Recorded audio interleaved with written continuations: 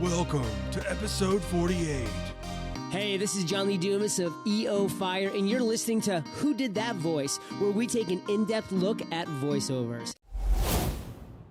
It's a new year, and if you're like me, you are already thinking about warmer weather and taking that getaway to that tropical or exotic destination. Maybe you plan to travel to Walt Disney World or Universal Studios. No matter what kind of trip you plan, 3D Travel Company is the company for you. Just visit 3dtravelcompany.com and let them know that Trenton sent you from Who Did That Voice. Or you can book on www.whodidthatvoice.co and click the Book Now button. For a limited time, Who Did That Voice listeners can receive a Disney gift card for qualifying Disney and Universal trips booked and traveled by the end of 2017. Book today and travel away. Welcome to Who Did That Voice, the show where we take an in-depth look at voiceover. And now, here's your host, Trenton Larkin. Hey everyone, and welcome back to the show. Today's special guest played Flint on the 1980s G.I. Joe. Yo, Joe! Johnny, catch! Oh no! Let's tell Mom it was Billy's mistake. You're making the mistake. Flint! Anyone can have an accident, but lying makes it worse. But Mom will be upset. She'll be even more upset if you lie. And how would you feel if Billy got punished? Face up to what you've done. Don't take the easy way out. We'll tell her we did it. Remember, it's better to tell the truth. And that's no lie. Now we know. And knowing is half the battle. And now, my service to you, Who Did That Voice? The podcast is next. Well, you all heard Flint. You know what's up next. Sit back, relax, and enjoy the show. Hello, everyone, and welcome to another episode of Who Did That Voice? Today on the show, we have Bill Ratner joining us. Bill, thanks so much for coming on the show today. Thanks, Trenton. Always love to talk about the voice, the human voice, the mysteries of the human voice. Absolutely. Well, Bill, speaking of the human voice, the very first thing we always like to do is just to get a little background on who our special guest is and how did you get into the voice acting industry? I'm the man who was born saying, Who Did That Voice? The podcast. And my mother said, honey, your voice just doesn't match your little 6-pound body. The truth is, when I was 5 years old, I was watching WHO-TV in Des Moines, Iowa after kindergarten. And for some reason, I noticed the fact that an unseen voice, who was obviously the station announcer, came on and said, this commercial message will be 60 seconds long. And then came like an Oldsmobile for 1953 and blah, blah, blah, blah, blah. And I watched the happy little family of 4 waving out the windows and so on. And at the end of it, I thought, wait a minute, 60 seconds, that's a minute. And I ran into the kitchen and confronted my mom. I said, Mom, I know what a minute is. And she said, oh, did you learn that in kindergarten? And I said, no, the guy on TV said. And she goes, oh, Railroad Bob, the host of the kiddie show? And I said, no, this man was invisible. And this is absolutely true story. I was about 5.5 years old. And it's probably because my dad was an advertising guy. So he had brought me to work and I'd seen recording studios and I'd seen, violin players and horn players come in and out and play on commercial music sessions. And the announcer from the local TV station coming in and saying, brought to you by Cadillac. And so I was perhaps more than the average bear cub. I was aware of how a commercial was put together and perhaps how a broadcast was done as much as I could be at age 5. But I remember that afternoon. It was a signature day in my life when I became aware of the voice. And after that, I began imitating voices and I would pick up, strange objects and pretend it was a walkie-talkie and is anyone listening? Is anyone listening? And I did that all the way through adolescence. And when I was 12, my friends John Waterhouse and Skipper Hastings and Bill Connors and John Barstow and I formed the Brotherhood of Radio Stations. in Minneapolis, Minnesota.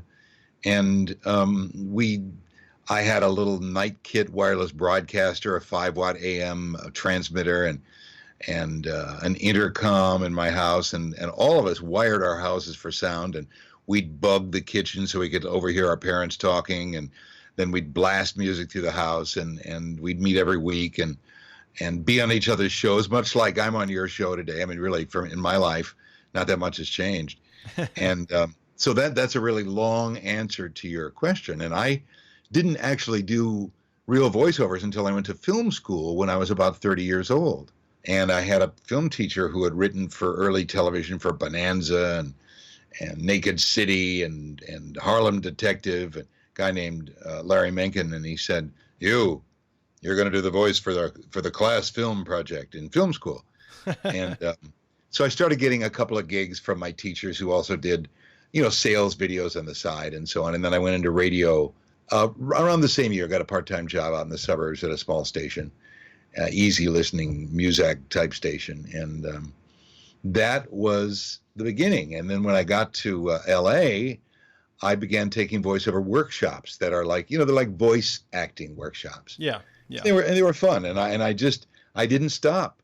I did workshops almost probably 40 weeks of the year. I'd be in a group workshop in some studio somewhere in Hollywood, USA for about 6 years until I had an agent, and she said, stop with the workshops. What are you doing? The guy you're taking from is an idiot. You're working. Let your directors be your teachers. Yeah. So I went, oh, okay. That's funny. And I had a really good time. I mean, I have people call me all the time. What do you, my boss tells me I have a great voice. I should do voiceovers. What should I do?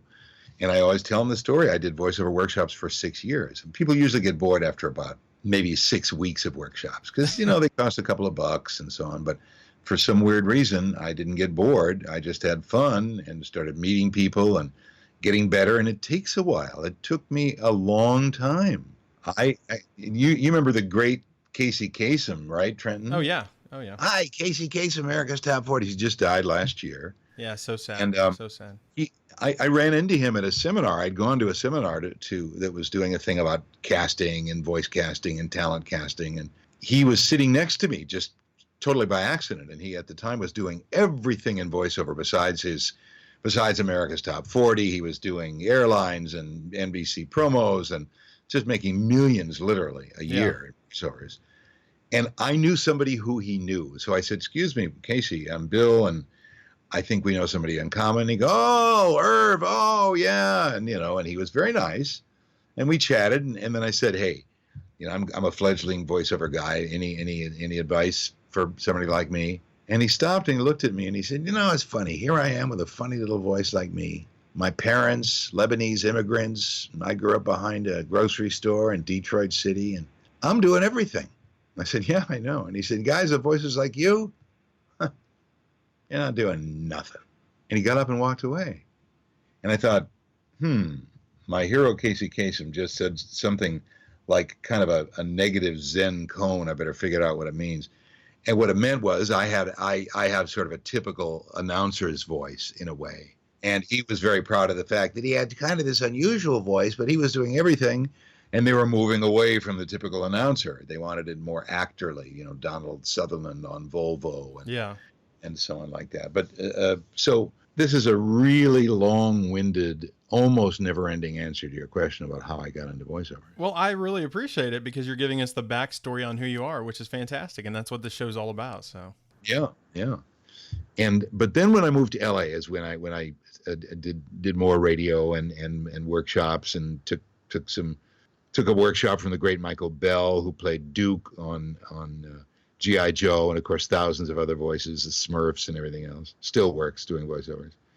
And he taught a wonderful workshop in animation voices. And then I tried out for G.I. Joe when Hasbro was translating their action figures into cartoon shows, Transformers and G.I. Joe, and got the role as Flint. All right, Lady J, you better get your battle gear on, or you're going to have to listen to another podcast of Who Did That Voice. Oh, but I'd rather listen to that podcast.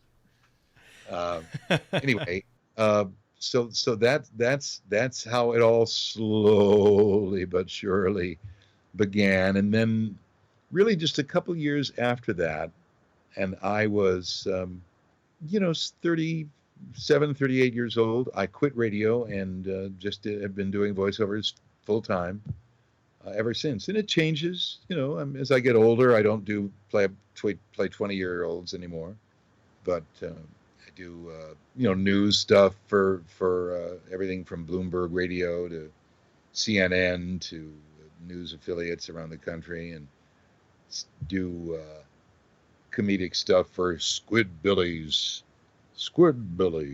on Adult Swim, the Cartoon Network. And every day's a little different, but at least I work, and I'm extremely thankful. And in terms of stardom, that does not exist for a voiceover person. It did for the great Don LaFontaine, who died about 8 years ago. In a world where time stops, he did every movie trailer and every network promo. Well, Bill, you'd kind of touched on G.I. Joe, and that came out first in 1985, which was a show Hasbro was doing, and you did get to play Flint on the show. And what was it like working on that action-packed show with that great cast of people? Well, it was really fun, and we had no idea what we were getting into, because up to that time, G.I. Joe had been this 11.5-inch tall doll action figure, kind of, sort of like Barbie's military boyfriend. Yeah. And we didn't know that Hasbro planned a huge rollout of 3.5-inch Joe Team members, not just G.I. Joe the guy, but the Joe Team. Yeah. And at first, they did a huge casting session, and they cast, about 8 of us, Duke and Scarlet and Lady J and Flint and Cobra Commander and Destro and a few others, Storm Shadow and so on. And we did 5 episodes, and they called it a miniseries. We figured that would be it. And then they syndicated that miniseries of 5 episodes to TV stations around the country, and it was successful enough that the stations said to Hasbro, if you do a season of 13 episodes, we'll buy more. So they did. So we did 13 more. And then they wanted more. So we did 26 more. And then we did 13 more. And I think they ended up with about 52 shows in the can. Those ran once a week for probably 40 weeks of the year, something like that, or maybe half the year. And then they went into syndication, and they ran over and over and over and over. And because we were members of the Screen Actors Guild, and they have a rule where you pay an actor for the day session, and then you have to pay residuals, a small amount, for each time it's rerun. And I think that I received checks for those 52 shows dozens of times. And of course, I think the last set of checks I got something like 36 checks in the mail, each for something like 98 cents. That was my residual payment. But that was like, 18, 19, 20 years after the show first premiered. Yeah. So, and part of the reason is it was directed by a guy named Wally Burr, who was actually the youngest tank commander for the American Armed Forces in World War II. And he became a cartoon director in Hollywood. And so he knew military behavior. And what Hasbro wanted was a much more realistic kind of acting. They didn't want the crazy cartoon voices. They want the regular guy. Yeah. And so between that and the quality of the animation, which was a collaboration between the anime studios in Tokyo and the TV animation studios in Studio City, because TV animation in Hollywood did not have the ability to do quality zooms, pans, or tilts. Now, of course, Disney was doing that at Disney Studios and films, but television animation at the time in the early 80s was kind of crude if you look back on YouTube. Yeah. And, look at Clutch Cargo or, and I'm not talking about rerun film cartoons. I'm talking about cartoons that were shot for television. Yeah. The techniques the cinematic techniques were a little crude. So Hasbro hooked up with anime studios and did the master shots here and the in-betweening and so on over there. And the frames and the footage was sent back to Studio City and married with the voiceovers, and the stuff was aired. It was pretty amazing looking animation for the time. Well, it still is, I think, because it holds such a value from the quality that they did go for. And I didn't know that they mixed anime studios with the studios here. So that's really fascinating. I appreciate you diving into that and telling us about that. The weirdest thing that happened, I think, in the middle of the first season, we started in the fall and did an episode a week. The voiceover was always done first, and then the animation was done to the voice, so they could get a realistic sort of lip sync, literally. And we didn't know that they were sending some of the work to the anime studios until we were told that production was shut down before the holidays, before the Christmas and Thanksgiving holidays, because all of the animators and animation staff at Sunbow that was doing the animation got sick. They got the Asian flu from opening up a crate of celluloid frames of G.I. Joe that had been done in Tokyo and shipped over by airplane. And when the Studio City staff opened it up, they didn't realize that some of the animators in Tokyo were sick with the flu, and boom, literally. So the animators were sick for a week, 103-degree fevers and so on. And we said, well, I don't understand. What does Japanese animation have to do with our show? And somebody finally explained. Oh, wow. Well, I bet that was a shock to you guys because you didn't have that understanding of what was fully going on. But, what was it like working with Wally Burr, the youngest tank commander? Well, it was fun. I mean, and there were some people, like Michael Bell and others who did so much animation work. I didn't do that much. I did an occasional episode of Superman or something over at Hanna-Barbera, but not as much as a lot of the big pro voices did. And so they would start getting antsy after 90 minutes. And I remember asking one of the actors, well, what's going on? I got another session. I got 2 more shows to do today. What, here? No, I'm going to Hanna-Barbera. I'm going to Disney and Nickelodeon, blah, blah, blah. Wally Burr would take 4 hours because he wanted realistic actors, like a film director. Take 3, take 4. All right, come on. You're being attacked by an extraterrestrial dinosaur. Scream, bloody murder. You're being hurt. And stuff like that. Yeah. So these sessions, it was interesting because you were challenged not to be cartoony. And my character, was a realistic guy. I mean, I had to yell and I had to laugh and I had to, but it was a fairly naturalistic read. I certainly don't look like anybody who would be cast as a Flint type character in a live action movie, but apparently they thought I sounded like one. So it was a challenge. Wally was a great director, and he's actually still alive in his late 80s and has a little studio in Studio City, and you can Google him and see interviews of him on YouTube and so on. Wally Burr, B-U-R-R. Yeah. Great storyteller and a good director who did all the Transformers episodes, all the G.I. Joe episodes, and then proceeded to do, many, many more things over the years because the studios could rely on him to get a good performance out of every voice actor.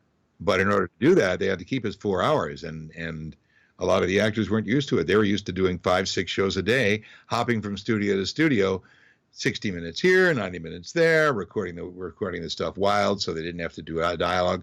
He said, we're doing dialogue here, folks. Shut up, quiet on the set. But the result of that, mixed with the really sort of futuristic animation, and good, quality, unusually good quality voice acting because of the directing, made for some pretty cool shows.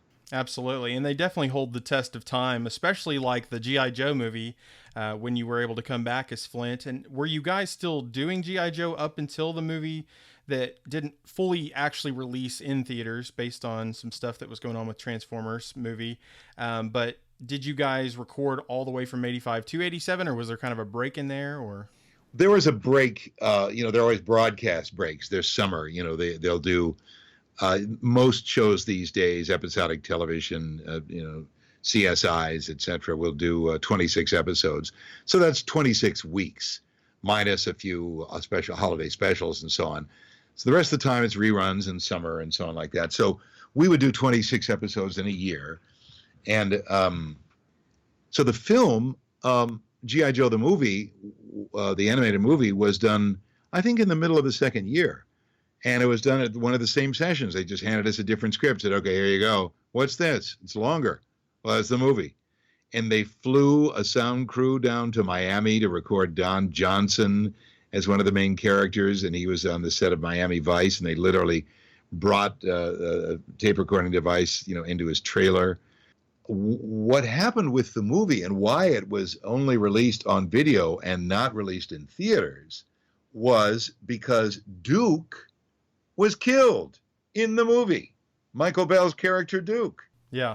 Wow. And literally, and I know this because they had the first ever live screening of G.I. Joe the animated movie last year at the Egyptian Theater, the American Cinematheque in Hollywood.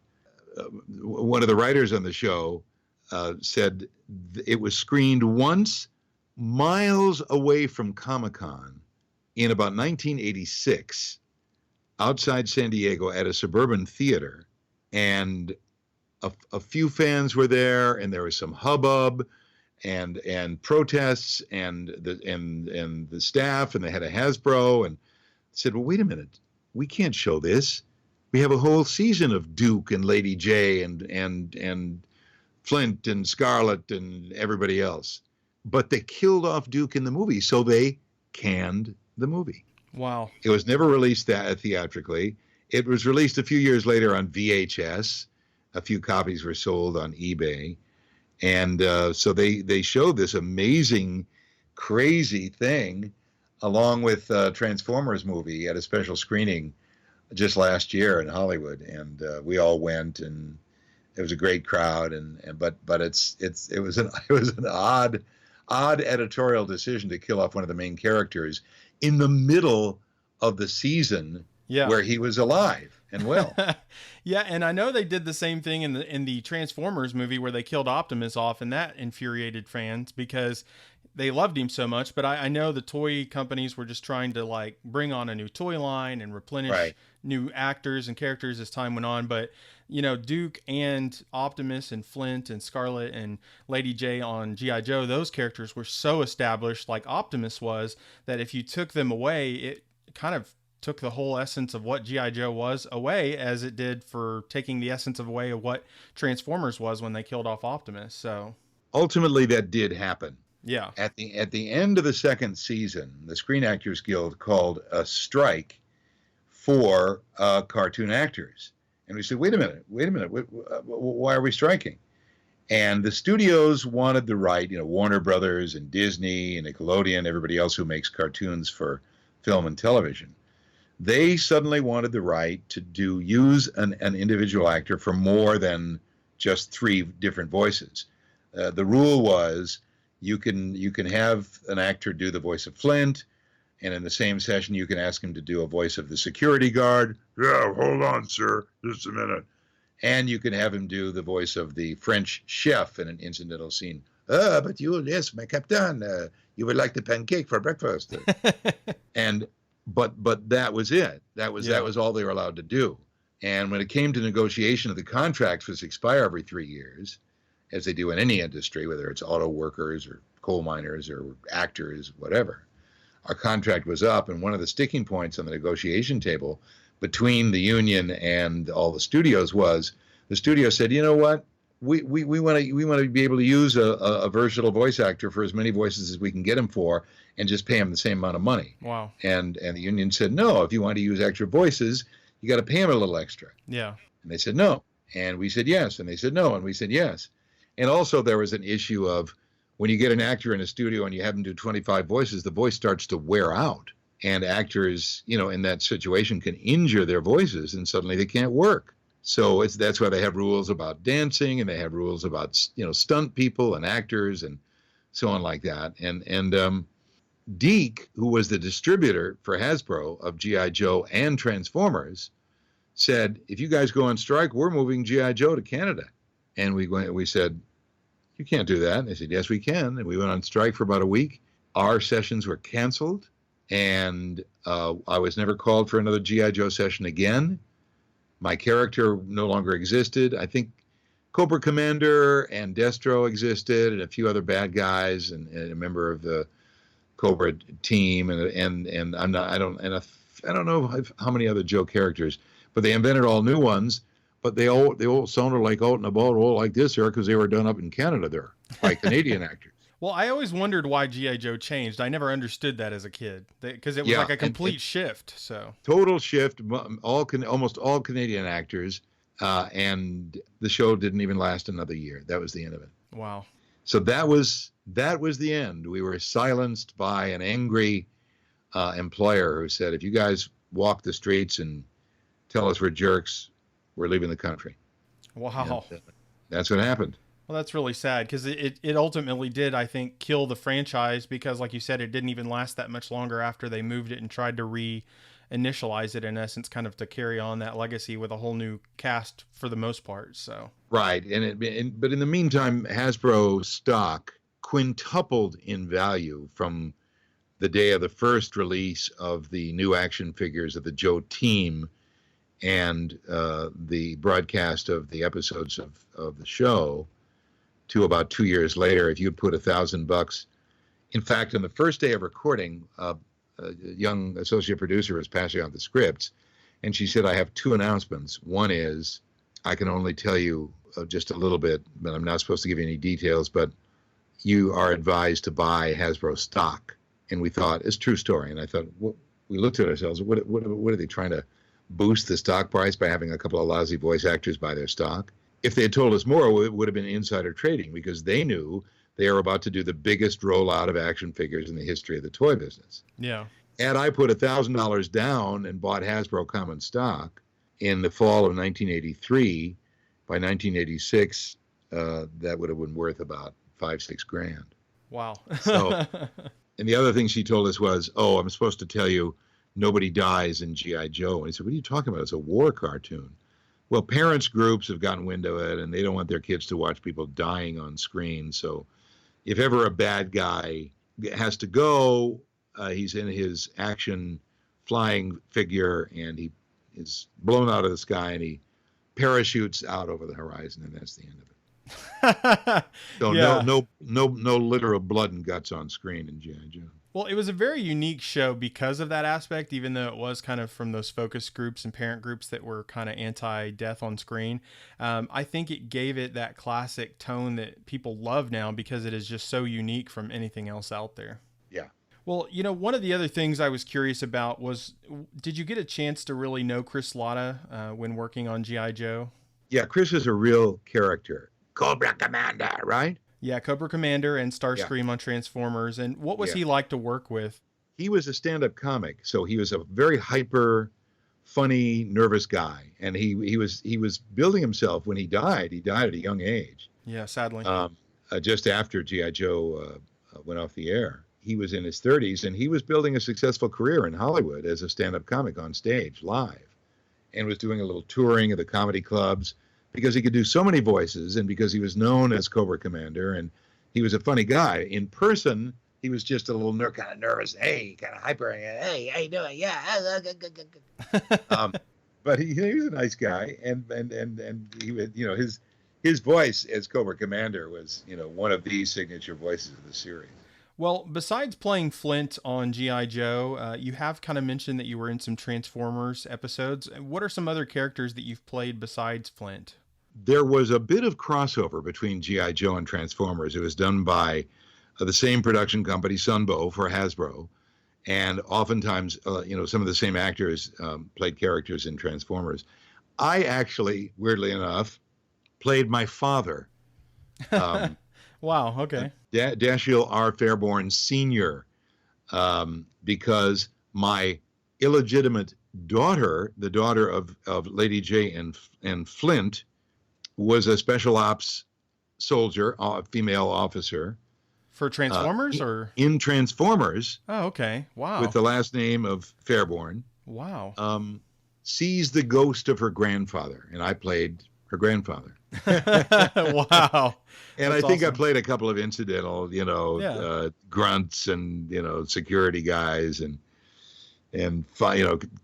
cannon loaders and stuff like that. But other than that, I've played Ambassador Donnell Udina On Mass Effect 1, 2, and 3. Three I believe. episodes of the 3 years of Mass Effect. Yeah, awesome. And some radio voices in Grand Theft Auto. Awesome. And the incidental stuff, Ben 10, and often the guy saying, "Once upon a time there was a little tiny frog." But the guys like Michael Bell and others who really do, tons of voices. So they have so many voices in their head that they name them. Oh, you wanted to do Bobby, or do we want to do Robert? I get used more in the movie trailer and TV promo area, but when the occasional gig comes along to do animation, even if it's an old guy selling oranges to the spacemen, it's fun to do. Yeah, absolutely. Well, why was there a crossover between the Transformers and GI characters anyway? Well, this was really the first time, I think, that a television studio, animation studio, was doing 2 shows at once with the same group of writers. Okay. And they put down, one script and pick up the other. And the both shows were successful, and they thought they could perhaps juice up interest if there was some mysterious crossover. Okay. I got to get home and watch that new episode of Transformers, Jimmy. I think Flint's dad's going to show up. That kind of. Yeah. So, also because I think it occurred to them when they watched the same actor who was just doing a character in G.I. Joe show up for a character he was cast as in Transformers, they thought, well, wait a minute. Why don't we just kind of mix it up a little bit and have some intrigue going on between the shows? So there was a little bit of that done by the scriptwriters. Well, that is fantastic. I absolutely think I didn't ever realize that, I guess, as a kid. So I'll have to go back and rewatch all those first series of the shows. But, Bill, it's been an absolute pleasure having you on the show today. I do have one final question for you. And yes, sir. The question is, what is the legacy you want to leave behind? Oh, goodness gracious. Perhaps on my gravestone, they'll say, Bill Ratner, has the guy finally shut up? I mean, I meet, audio mixers, sound guys, at a party or a gathering or a union gig or something, and they'll say, hey, I work with you all the time. And I said, I don't think we've ever met. And he'll say, no, I mean, I edit your voice all the time on such and such. And I'll say, funny.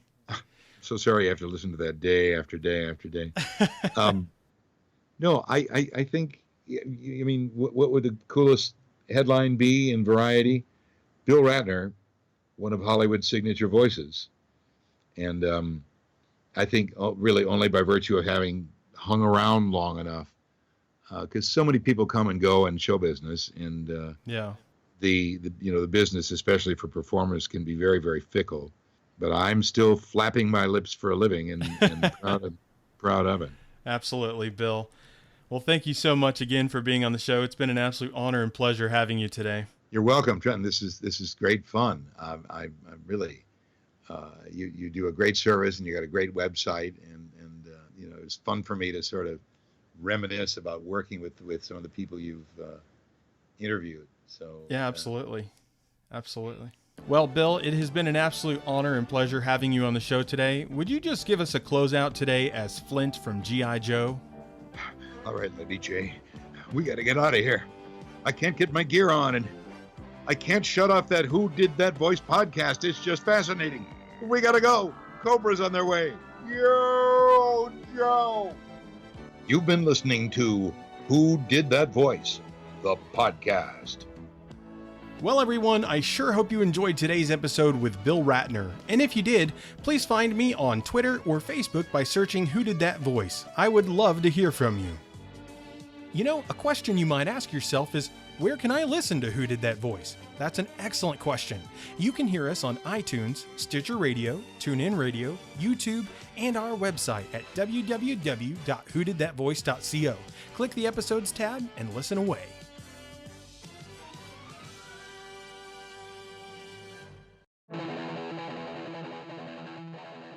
Well, everyone, that's all the time we have for this episode.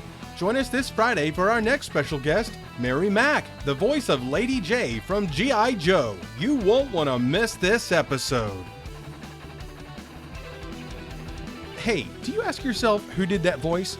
Well, if you do, go to our website, www.whodidthatvoice.co, and click on the Episodes tab. Choose an actor, pick their name, and see pictures from the different characters they voiced in their career. Thank you for joining us today. We'll see you next time for more discoveries on Who Did That Voice.